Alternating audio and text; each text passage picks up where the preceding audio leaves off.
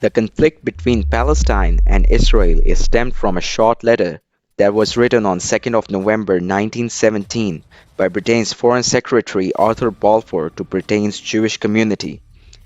It was called Balfour Declaration. This declaration allowed a conflict to be born and caused destruction for more than a century. Who is wrong and who is right between Israel and Palestine? And what is the role of British government in this conflict? We will find out in this video. Hello everyone and welcome back to Factual IQ. This is one of the most controversial topics in the world, and I will try to talk on this matter honestly, only based on facts and figures. Recently, on 7th of October 2023, a militant group Hamas fired 5,000 rockets on Israel, and Israel declared a war and almost destroyed Gaza Strip. Since then, everyday Palestinians are suffering in Gaza. Let's dive into history to find out how it all started and why it's still happening. Before World War I, there was no Israel. There was just Palestine with majority of Muslim population. Christians and some Jews were minorities there, but all of them were living peacefully together. At that time, the Ottoman Empire ruled this region. From Europe to northern Africa and significant areas of Middle East was under Ottoman Empire. It is also called Sultanate Osmania. Some Arab leaders were not happy from the Ottoman Empire, so they secretly joined the enemies of Ottoman Empire, the British government. Government of United Kingdom agreed to recognize Arab independence in a large region in exchange for the Arab leaders launching a revolt against Ottoman Empire. British government made a similar promise to the Jews localized in Europe. From long time Jews had no homeland in the world. Wherever they lived, they were called minorities. They were facing a lot of issues in Europe. Even at some places they were killed for being Jews. There is a religious conflict behind all this. From centuries, some Christians believed that Jewish people were responsible for the death of Jesus Christ. Due to this reason, Jews were not accepted by Christians in Europe. The network between Jewish communities all around the world has always been strong. There emerged a Jewish national movement in the 19th century to enable the establishment of a homeland for the Jewish people in Palestine, which was called Zionism. This movement originated in 1896 by a Jewish political activist, Theodor Herzl. In his book, he wrote that if Jews localized in Europe needs peaceful living, then they must establish a separate homeland for them in Palestine. In the beginning, some Jews were against Zionism, but as the time passed, many Jews started migrating to Palestine. Between the 1920s and 1940s, the number of Jews arriving in Palestine grew. They were getting fundings by their communities to set up businesses and factories there. On 2nd November 1917, Britain's Foreign Secretary Arthur Balfour wrote Balfour Declaration to British Jewish community. In this declaration, it was mentioned that British government has decided to allow Jews to establish their national homeland in Palestine, and the British government will fully support them. Also, they mentioned that this will not affect any Muslim already living in Palestine. 1 month later, British soldiers invaded Palestine and ended the 400 years rule of Ottoman Empire. But the question is that by giving a homeland to Jews, what British government was looking for in return? After the end of Ottoman Empire, British government wanted to establish a state that will help them in future. That's why by giving a homeland to Jews, British government took a promise from Jews community that they will not leave them alone. Britain tried their best to establish a Jewish colony in Palestine and they succeed. Palestinian Arabs were unhappy because British government never asked them about their independence.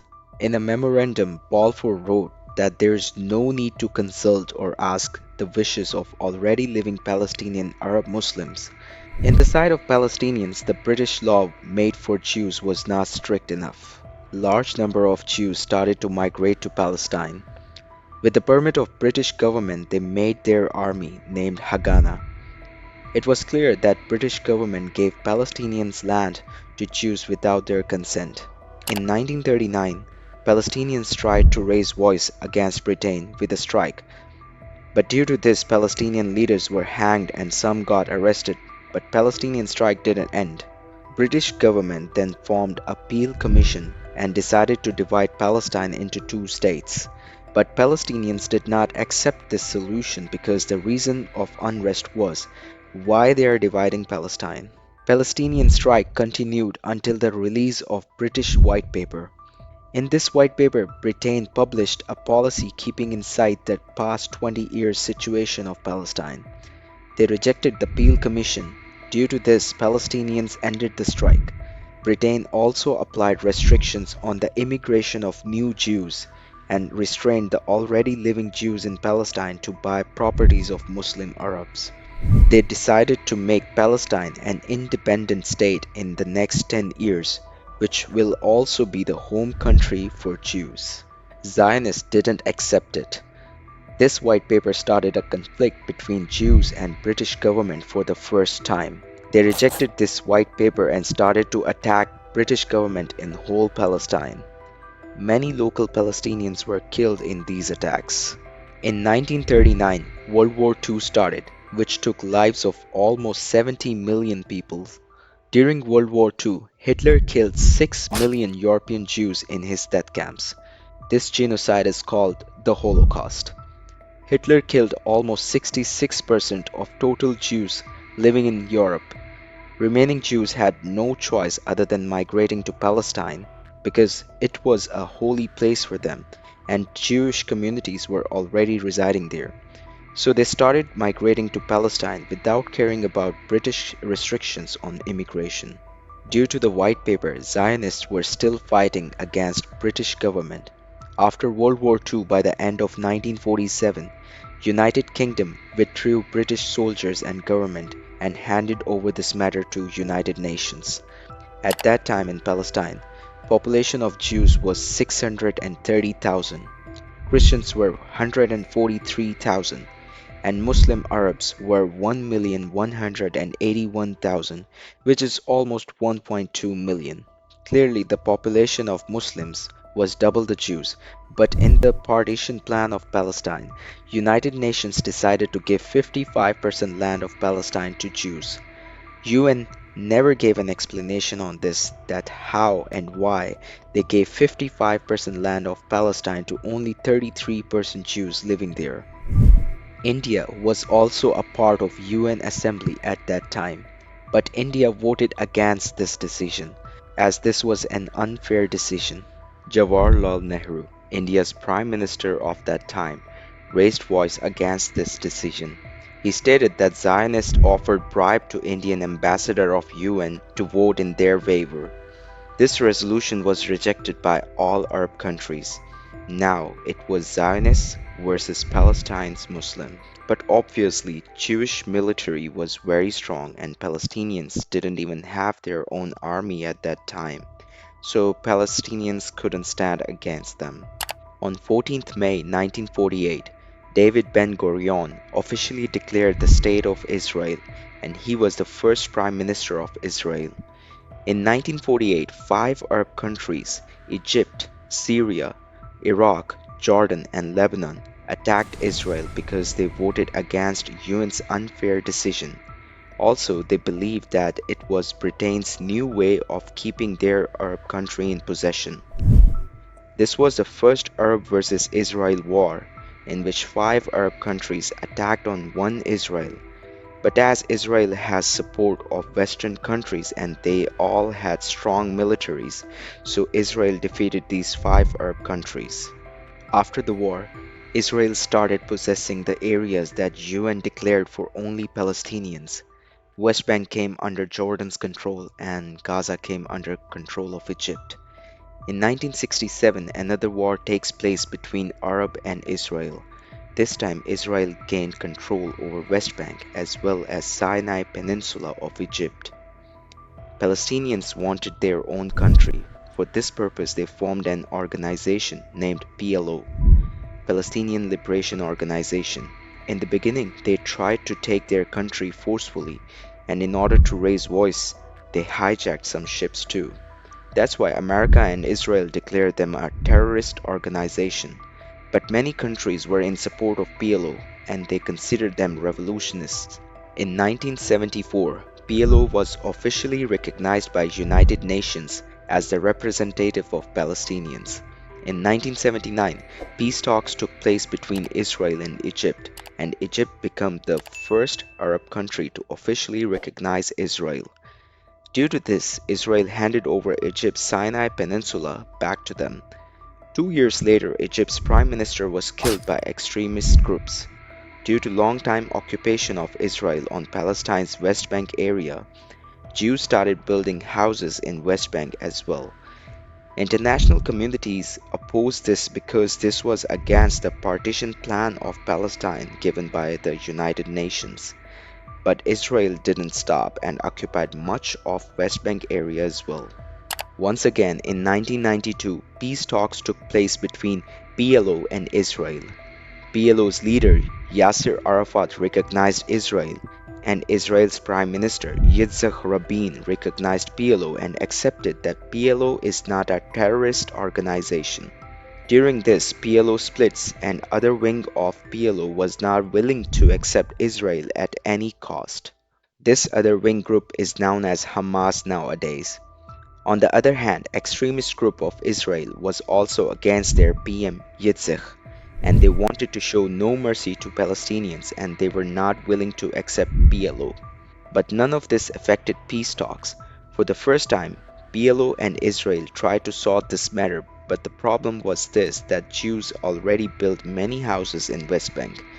They decided to further divide West Bank into three parts. Area A was under PLO's control, Area B was under control of both parties, and Area C was under control of only Israel. Just a little bit part of West Bank was given to the Palestinians, but for the sake of peace, PLO even accepted this decision. Then suddenly in 1992, extremist group killed their own prime minister of Israel. They couldn't accept even a single Palestinian in the surrounding of West Bank. In 1992, the first elections took place in Palestine that established the first government of Palestine. But Hamas, the militant group of Palestine, was not happy with this and they boycotted the elections. Also, they set up suicide bombs in Israel, which triggered more hate between people of Israel and Palestine. Israel constructed concrete walls around their settlements that made the living harder for Palestinians.